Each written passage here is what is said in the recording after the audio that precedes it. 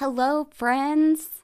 Welcome back to the Expanding Soul, a place where we explore growth, healing, and what it really means to become the best version of ourselves. I'm your host, Kristen, and I'm so happy to be connecting with you today. This episode feels a little more personal than usual, a little more reflective. Today, I'm going to share with you some of the things that I've learned throughout my life. To be honest, I don't have this perfectly mapped out, but I think that's kind of the point. I'm not someone who has it all figured out. I'm just a normal human, struggling, learning, unlearning, growing every single day. Out of everything I've learned and experienced in my life, what I'll share today is what resonates with me and feels right to share with you here and now. Let's start with something that I think about a lot. Time. In the grand scheme of the universe, time seems abundant and continuous. The universe is roughly 13.7 billion years old. That's such a large number, it can be hard to visualize. So let me help by crunching the entire 13.7 billion years into something more understandable. Imagine a yearly calendar that represents the entire lifespan of the universe. January 1st would be when the Big Bang occurred. Then the stars and galaxies would form. The Milky Way's formation would happen toward the end of January on this galactic calendar.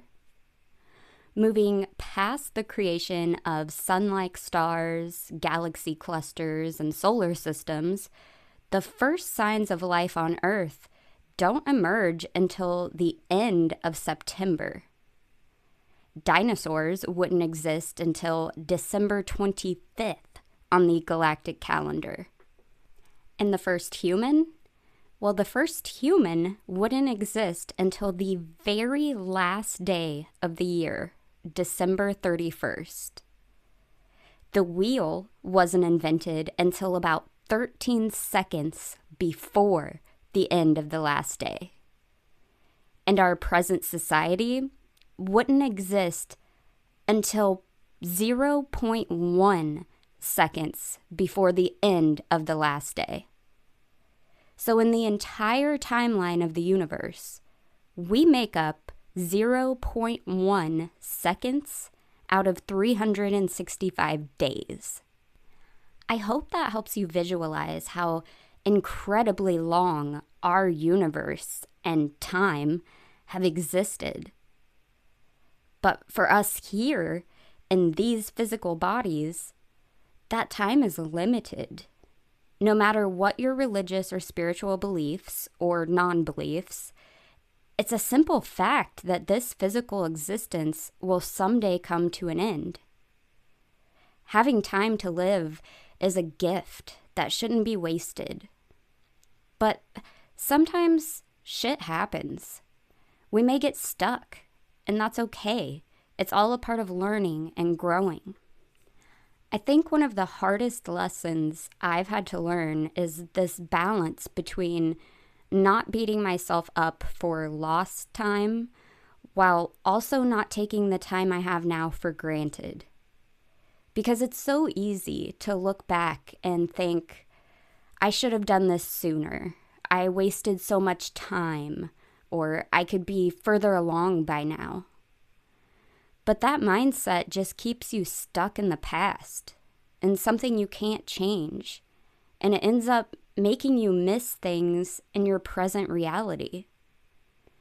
And at the same time, we can't live like we have forever to become who we want to be. We have to take action and dive in, even if it's uncomfortable. There's this quiet urgency to life. Not in a stressful way, but in a meaningful way, in a way that promotes your growth. Personally, I've felt that feeling of wasted time during periods of avoiding trauma and becoming somewhat numb. And by doing so, I seemed to lose track and even memory of huge blocks of time. Initially, part of me felt like that had I used that time more efficiently and worked on healing instead of avoidance, I'd be further along in my life and my growth. But then I have to stop myself and remember that it wasn't wasted time at all. I wasn't healing during that time because it's not what I needed. At that time, I needed to be focusing on myself and on my physical health. I wasn't ready to dig that deep yet because I still had to do the work to be ready to dig deep. And that's okay. Every moment we experience is a part of our journey to becoming our best selves. Every moment matters. Even at this moment, you being where you are, listening to this right now, it matters. Another thing that's really shifted my perspective is realizing how small we are, but also how insanely connected we are. We've already talked about how old the universe is, but we haven't talked about the size. The universe is massive, absolutely and inspiringly massive. Because it's so large, astronomers had to invent a new unit of measurement for it. Distance in space is measured in light years, which is how long it takes light to travel for 1 year in space. I know that's kind of hard to imagine, but stay with me. Light travels at 186,000 miles per second, and 1 light year is equivalent to 6 trillion miles. To put these big numbers into perspective, let's say it was possible to drive your car to the moon. The moon is about 238,000 miles away. So if you drove at 65 miles per hour and didn't stop for gas, to go to the restroom, get food, or to sleep, it would take you 152 days for you to drive to the moon. If we were to drive to the next closest galaxy, Andromeda, which is 2.5 million light years away, it would take you roughly 25 trillion years. That means that every star currently in our skies at night would be long burnt out by the time you arrived. The Milky Way itself is about 100,000 light years across. And the entire universe is estimated to be 92 billion light years across. Within all of this space, our Milky Way is just one of trillions of galaxies. And within each of these galaxies are trillions more solar systems, stars, and planets. All of it, every single piece, including us, stems back to one thing, and that's the beginning of our observable universe, the Big Bang. Science tells us that 13.8 billion years ago, there was a single point that was extremely hot and dense that rapidly expanded into all directions, faster than even the speed of light, which is supposed to be physically impossible to exceed. After about 1 second, the expansion slowed. Even today, our universe is expanding, and we are slowly becoming further and further away from other celestial bodies. As the universe continued to expand, it started to cool, and so did its contents of subatomic particles and light.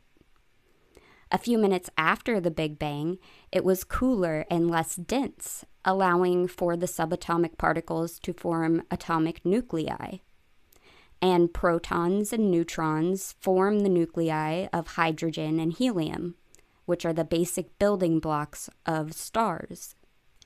But this celestial soup had to cool and expand for another 380,000 years before those nuclei were able to capture electrons and form the atoms we're familiar with today. As the cooling and expansion continued, the atoms started being able to clump up together and form molecules. And eventually, those pieces of matter began to clump up and begin the process of forming stars and planets.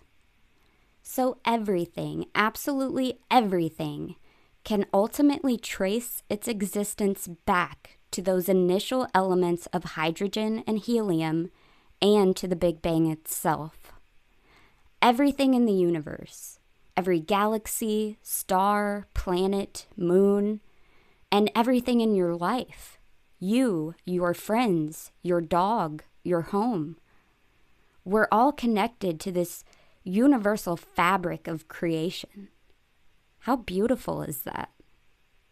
I'll do a quick side note to address the question I already know you're going to ask, because a lot of my friends do.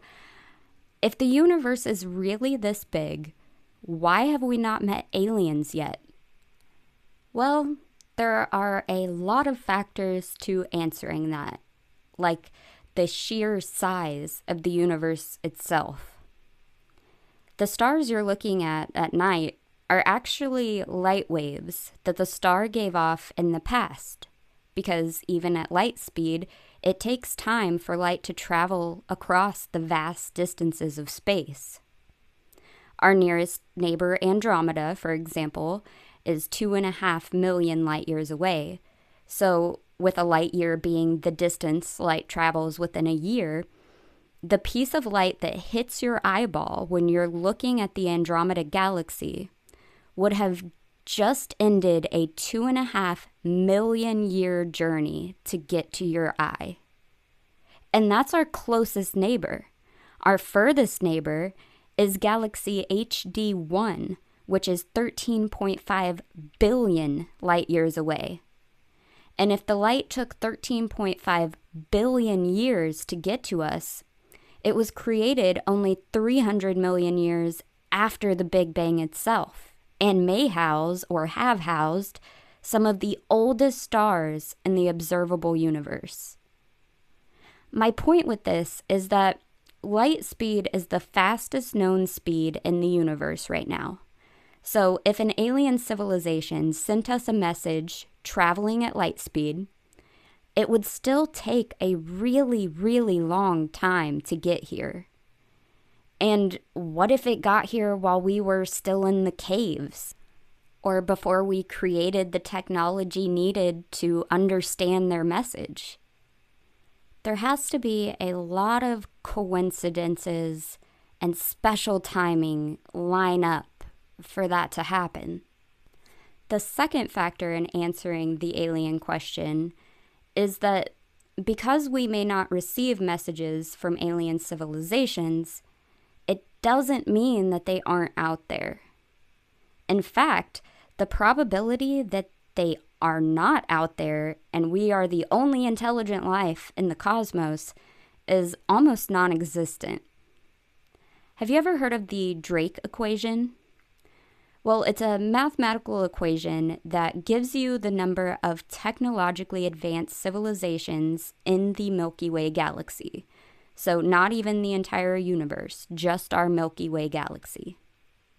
It's based on some variables that we do know, like the rate of star formation and the fraction of stars with planets.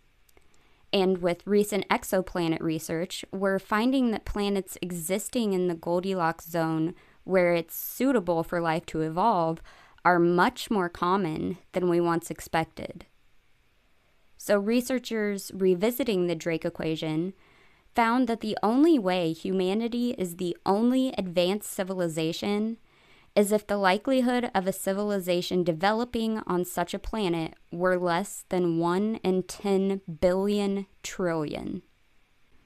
Now, in most physics equations, we'd consider a risk like that to be negligible and not even factor it in at all. So I am a true believer that there is abundant life throughout our universe. There are likely even ones that have evolved to create space travel. Who knows, maybe we have heard from them. Ask your government. They are disclosing UFO files, so who knows what will come next. Or it could be some Star Trek type shit where they won't interact with us until we've evolved to a certain point. I don't know, but they're out there. And the really cool part? We're connected to the aliens too. We're all made up of the same stuff, living in the same universe with the same laws of physics. All of this information about the universe makes me feel so incredibly small. We're just a tiny, tiny blip in the entirety of existence. And despite that, it makes me feel so magically connected to everyone and everything around me. But there are some parts of our existence I don't believe we're supposed to understand while we're here, despite how much we may want to. And that's death. Losing someone close changes you. It makes you realize how fragile and impermanent life is. I had my first experience with death when I was 15, and my dad passed away in a motorcycle accident. When I found out, it was such a shock to me that he had dropped me off at home just several hours earlier, and now he was nowhere to be found. Just gone. I couldn't call, I couldn't write, I couldn't do anything. He became unreachable. So my mind started searching for evidence that he was okay, that he was still him and not just permanently gone forever. And just a quick disclaimer, I have absolutely no judgment for whatever your religious beliefs are. I try not to really bring religion into the discussion just to keep things inclusive of everyone. So I just want to clarify, I'm only giving my personal experience here and not trying to push my beliefs onto you. So I had always had a more spiritual outlook with the belief in reincarnation. But once he passed, I started questioning everything. And I was terrified that the answers I was seeking would lead me to the conclusion that life is a one-off. We live, we die, and that's it. Once we die, our soul just no longer exists. This desire to know the truth became somewhat of an obsession for me. I read all about the spiritual aspects of death from different religions and viewpoints, and I explored the scientific side, the side that says there is nothing. Now, after over 15 years of learning and exploring and reflecting, guess what? I still don't have the answers I seek. I know that the laws of physics are complex and consistent and a design of incredible beauty. Perhaps there are more physics principles that can define death and the soul that we just haven't discovered yet. But for now, what we do scientifically know points to nothingness. But I also know that I've had moments in my life where I felt a deep, fiery spiritual connection that I couldn't quite explain. Yes, I realize the body will release things like oxytocin in certain situations that could explain that spiritual kind of high, but I don't know. It feels like more something we don't know or understand. And maybe that's the whole point. We aren't supposed to understand. Or maybe we aren't physically capable of understanding. Kind of like with extra dimensions. Our brains are programmed to understand the three-dimensional world with an added fourth dimension of time. But according to string theory, there are several more dimensions that we can't physically observe. It's just another one of the grand mysteries of the universe. And maybe similarly to these extra dimensions, maybe death and the transfer of the soul are on a physical level that our three-dimensional bodies are incapable of observing. And fuck, did that drive me crazy. I got lost in seeking the answers. Like, it seemed to become my identity. I was always focused on learning about death, so much so that I let go of some of the interests that I had before my dad died. Then, of course, as life went on, more deaths and trauma occurred because, that's life.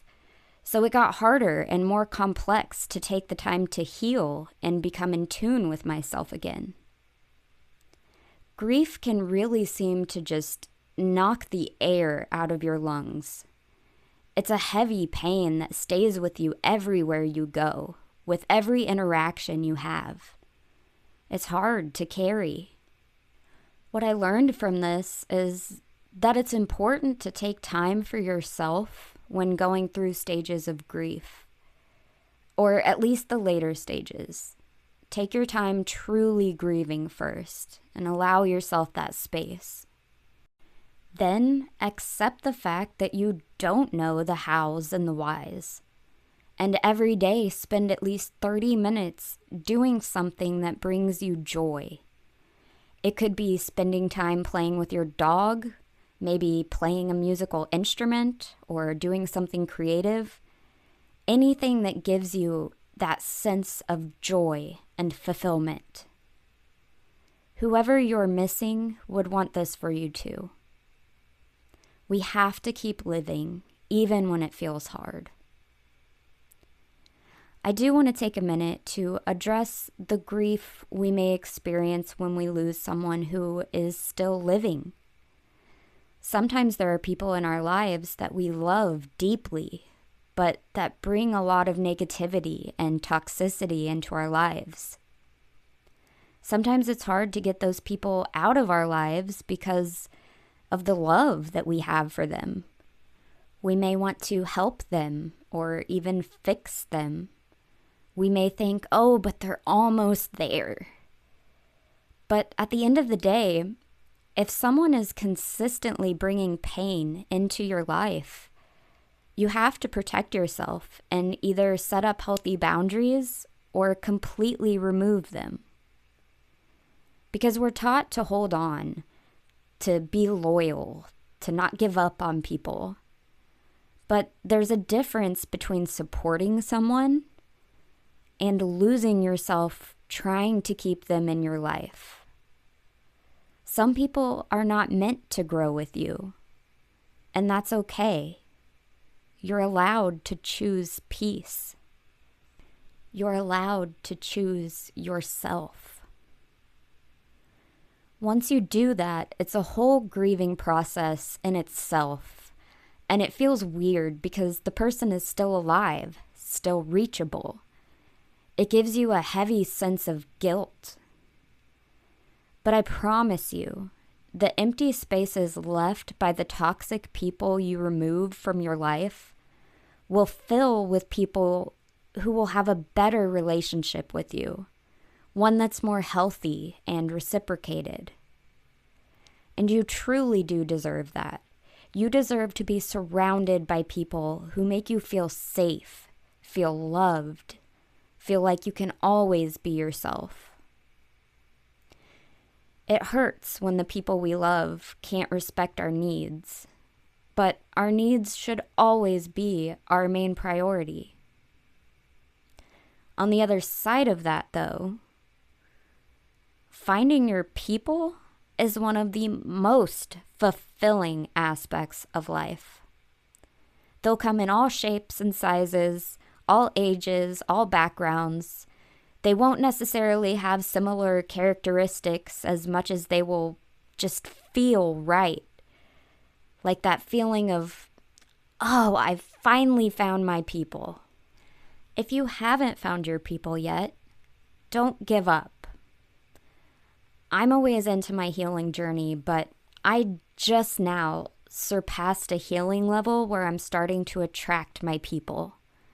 A few years ago, I honestly wasn't sure if it was possible to find a real friend. And now, I think I might have several good friends. I can't wait to see what my community will look like as I continue to heal and grow. And that example right there shows you how powerful the mind is. Because in order for me to get the type of friend that I was desiring, I myself had to change my mind first.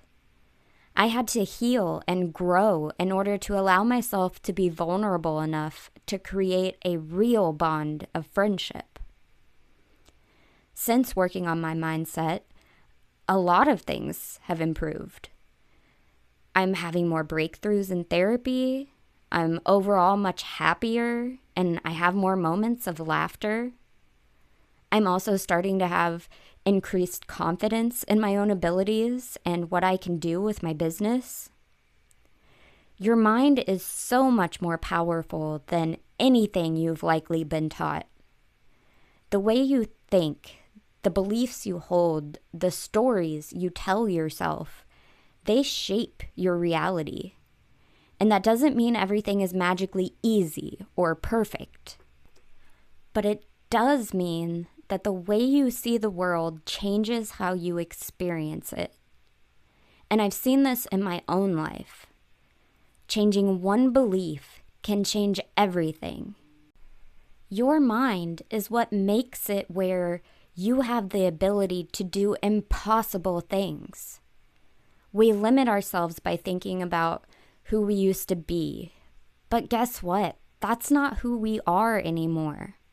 We're meant to grow, to change, and to evolve. Holding yourself to the past version of you promotes zero growth or new opportunities. I feel like people can also limit themselves based on what they believe their capabilities to be. They say things like, I can't do that, or things like that never happen to people like me. And that is such bullshit. We can do whatever we believe to be possible. And if we want something that we don't currently believe we can achieve, we can change our brains and our belief systems to support that anything we want is possible. It takes time and hard work and consistent effort, but it is possible. I've done this to escape homelessness. I've done it to get over the grief of heartbreak and of loss. And then after all of that, I did it again and went back to school and got a physics degree, even though I was never someone to call herself a math whiz. And now I'm in the process of doing it again to achieve the level of happiness I crave in my life. I'm doing it again to address my issues surrounding money and finances so that I can create the life I want to live. And friends, I am a very hard-headed person that doesn't easily change her mind. So if I could utilize this tool of mind power, then so can you. We can do this together. Something else I've come to believe really deeply is that knowledge is freedom. The more you learn about yourself, about the world, about how things work, the less control fear has over you. Because fear thrives in the unknown, and understanding gives you power. As I mentioned earlier, there are some things that I believe we aren't meant to learn in this life, like what happens when you die. But there is so much more that we can be learning. You can learn about literally anything. Personally, I enjoy learning things that give me better insight into my own existence, like how the universe works or about different religions, stuff like that. But you can learn about whatever it is that gives you that sense of enjoyment while you're learning it. It doesn't matter if you're learning about rocket science or learning about craft fairs. All learning grows your mind and is always worthwhile. You don't have to go back to school if you don't want to. This could be as easy as throwing in a documentary or two into your weekly TV allowance, or reading an educational article instead of just scrolling through social media. I know for me, the things I've learned throughout my life truly shape parts of who I am. And the more I continue learning, the more I become that version of myself that I feel like I was always meant to be. Especially when I'm focused on learning to be a better version of myself. I think if more of us did the hard work of self-improvement, our world would be so much better. Seriously, think about it.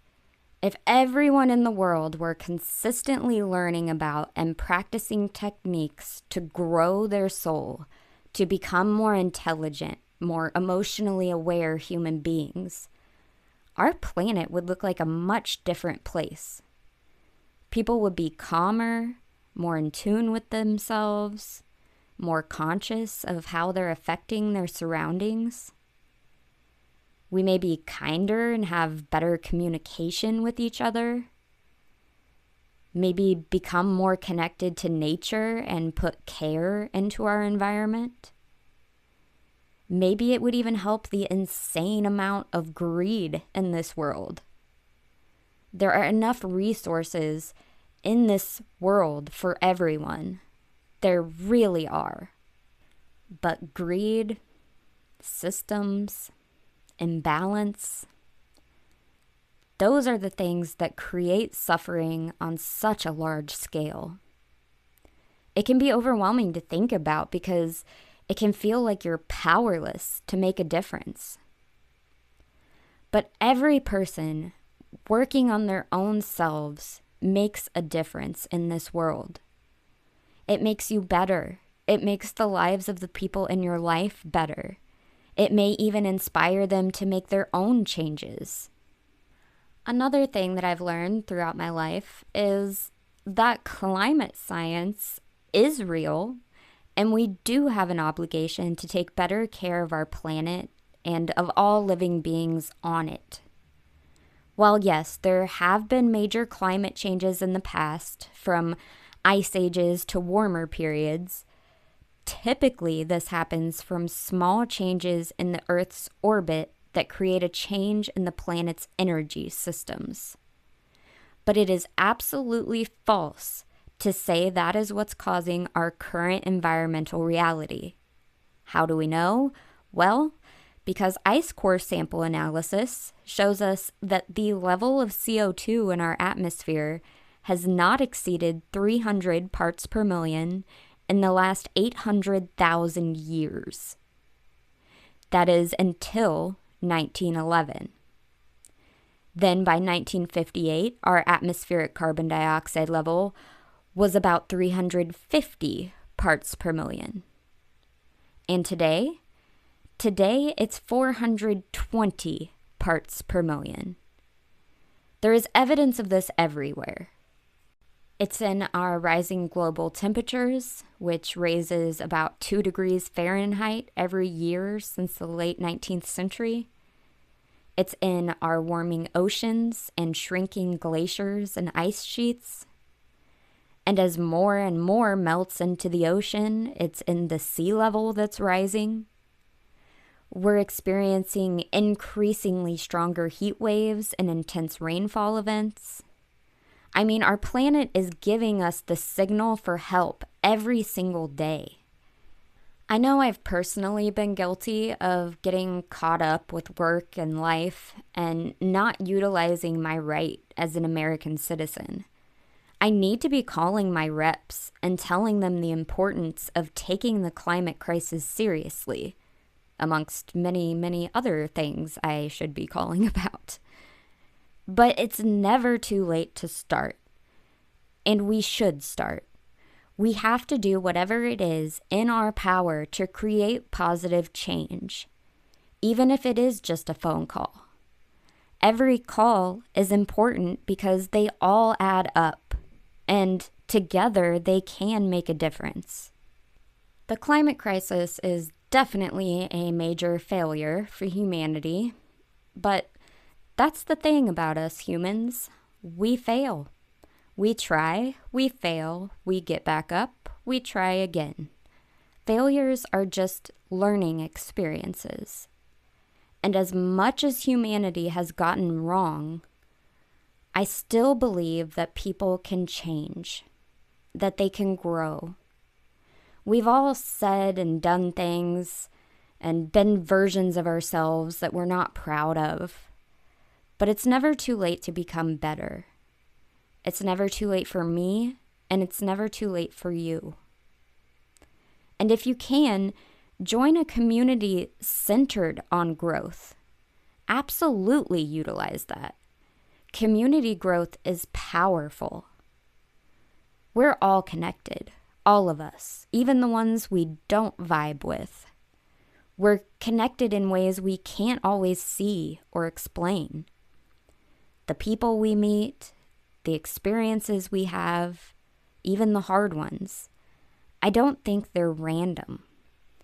I think we find meaning in them.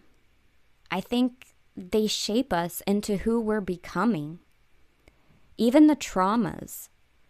Like, I'm starting to really love who I'm becoming, but I wouldn't be this person without the suffering I've experienced.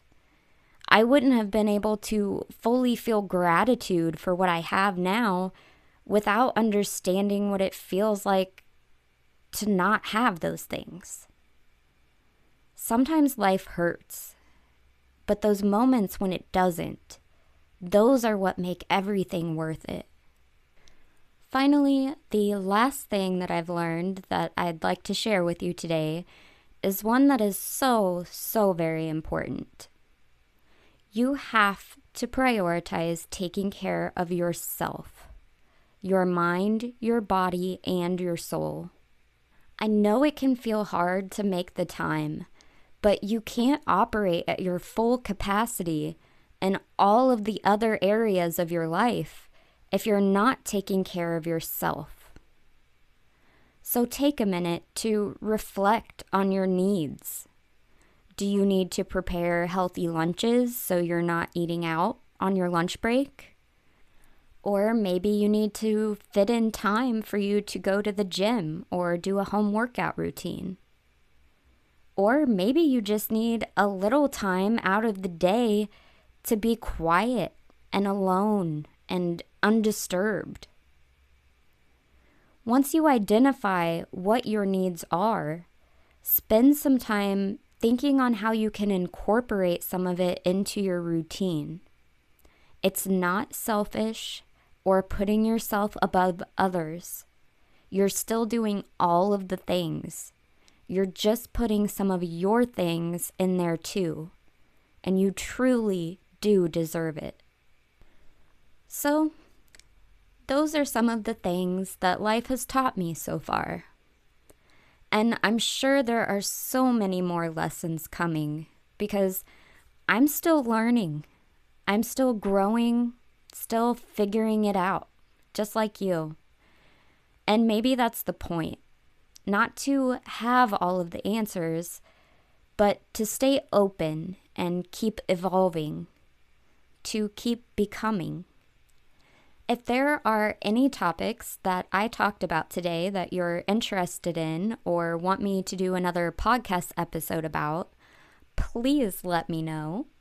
You can leave a comment depending on the platform you're listening to this on, or you can always DM me on Instagram or Facebook at The Expanding Soul.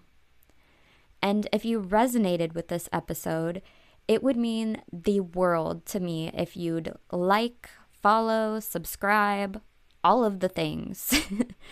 Your support really does mean the world to me, and I'm so very grateful that you're here listening to this. I'm sending you all of the loving and happy vibes. Talk to you next time. Bye.